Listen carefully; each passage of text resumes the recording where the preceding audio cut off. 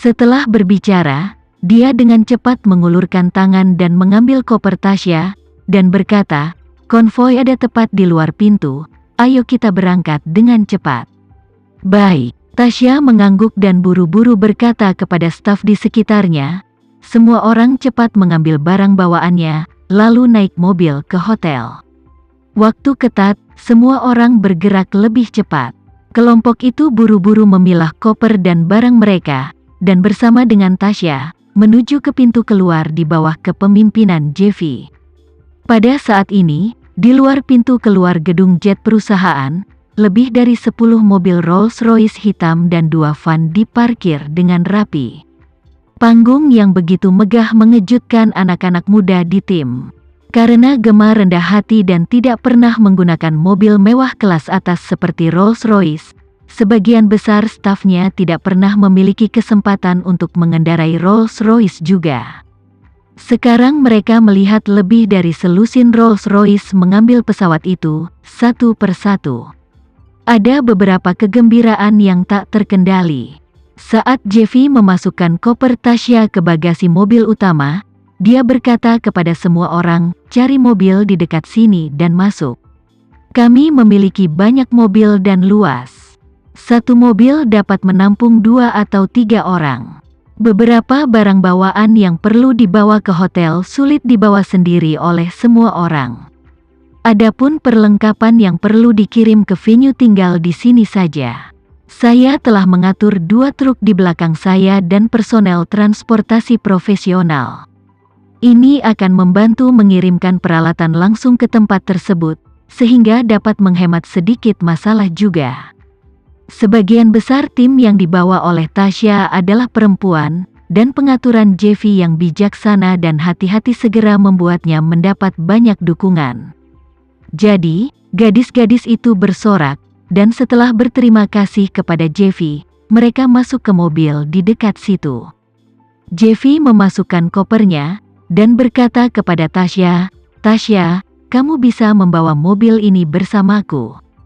Kebetulan saya memiliki sesuatu untuk dikomunikasikan dengan Anda di jalan." "Baik." Dia mengangguk dan hendak membuka pintu mobil. Jeffy buru-buru melangkah maju, membuka pintu di depannya, dan berkata sambil tersenyum, "Ayo, masuk ke mobil." Tasya mengucapkan terima kasih dan masuk ke dalam mobil. Segera setelah itu, Jeffy juga masuk ke dalam mobil dari sisi lain, dan konvoi itu meninggalkan bandara dengan perkasa. Baru setelah konvoi pergi, Ayu keluar dari bandara. Melihat armada yang terdiri dari begitu banyak Rolls-Royce semakin menjauh, alisnya mengerutkan kening, dan dia benar-benar bosan. Saat ini, di mobil utama tim Rolls-Royce, Jeffy duduk di sebelah Tasya dan berkata sambil tersenyum, "Tasya, saya telah mengambil banyak tempat iklan di Jakarta selama periode ini. Saya sudah mulai menggulir poster promosi konser Nona Gemma selama 24 jam. Kami akan memasuki kota sebentar lagi. Di jalan, kamu dapat melihat setidaknya 20 atau 30 sumber iklan." Tasya bertanya dengan bingung, "Tuan Jeffy, tiket konser Gemma sepertinya sudah lama terjual habis. Anda masih melakukan begitu banyak promosi di luar situs. Bukankah itu sia-sia?" Jeffy tersenyum dan berkata dengan wajah serius, "Ini tren. Meski daya dukung konser sudah mencapai batas atas, namun tetap saja 30,000 hingga 50,000 orang. Populasi permanen di Jakarta hampir 10 juta. Jika kita bisa menyelamatkan orang-orang yang tersisa yang juga terlindungi, dan popularitas Nona Gemma juga akan sangat meningkat, bukan begitu?" Tasya tersenyum canggung. "Sejujurnya, Tuan Jeffy, kamu dapat melihat dari peringkat teratas situs web utama dan indeks pencarian mesin pencari bahwa pengaruh Gemma saat ini paling tinggi di antara selebriti domestik. Tidak ada siapa-siapa, jadi pemikiran operasional kita sudah lama tidak memperhatikan momentum pembangunan. Sebaliknya, kami selalu sengaja menahan diri untuk tidak membangun momentum dan menghindarinya." "Mengapa?" Jeffy bertanya dengan heran. Sekarang para bintang berlomba-lomba mencari lalu lintas sepanjang hari. Biaya lalu lintas dalam industri hiburan semakin mahal. Banyak selebritas yang menghancurkan panci dan menjual besi untuk menciptakan momentum bagi diri mereka sendiri. Mengapa kamu melakukan yang sebaliknya? Tasya dengan sungguh-sungguh menjelaskan, inilah yang dimaksud Gemma. Dia merasa bahwa menciptakan momentum secara berlebihan akan sia-sia di satu sisi, dan melanggar sumber daya publik di sisi lain. Setelah berbicara, dia berkata lagi, Gemma merasa bahwa eksposur industri hiburan terbatas. Itu tidak lebih dari kerugian jangka panjang.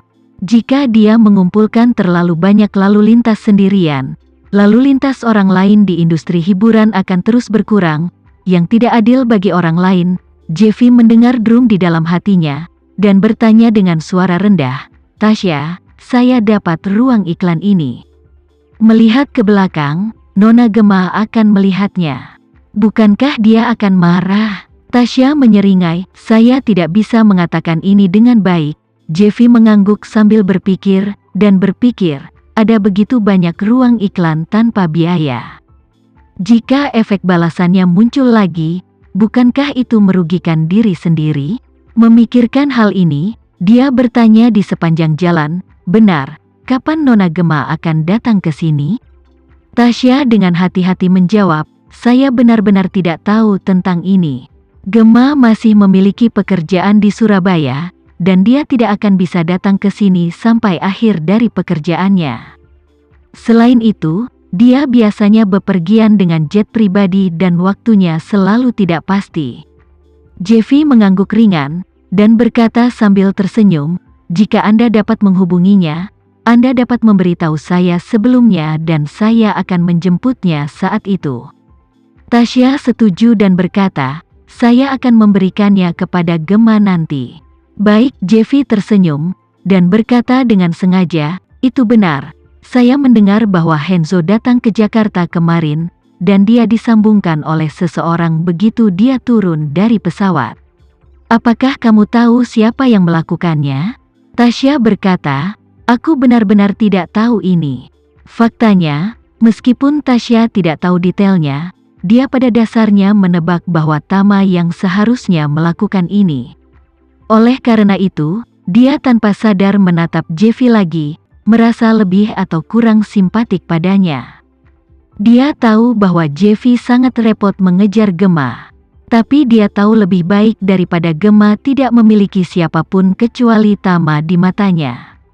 Tidak peduli seberapa senang Jeffy kepada Gemma, Gemma tidak akan pernah melihatnya lebih lama lagi. Oleh karena itu, dia sudah lama tahu bahwa tidak peduli seberapa keras Jeffy berusaha, satu-satunya hal yang menunggunya pada akhirnya adalah kegagalan.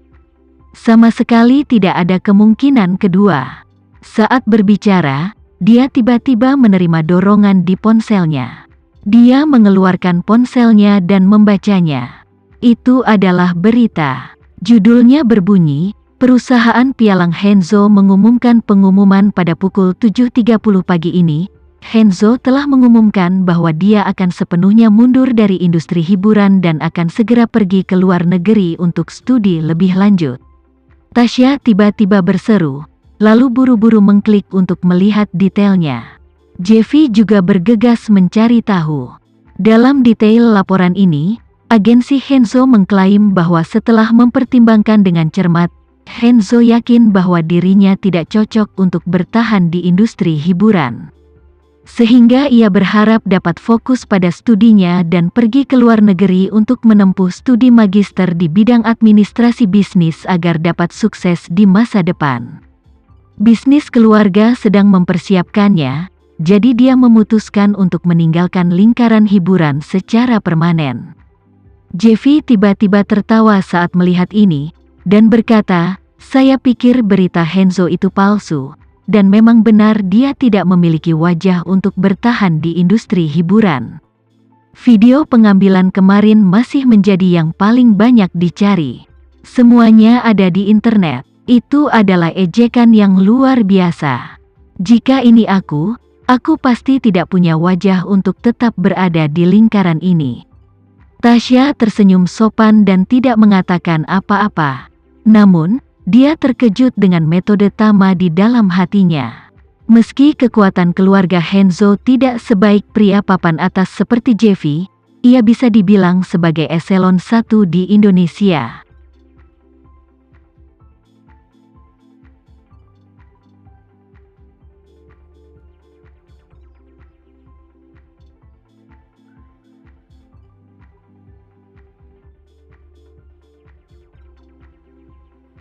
Sekian dulu ya video kali ini, kita lanjutkan lagi videonya di lain waktu.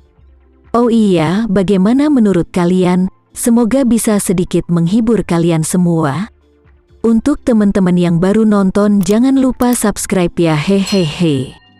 Dan kalau teman-teman ada yang ingin gabung langganan, bisa langsung gabung saja untuk dapat fitur yang menarik dan sedikit membantu Mimin.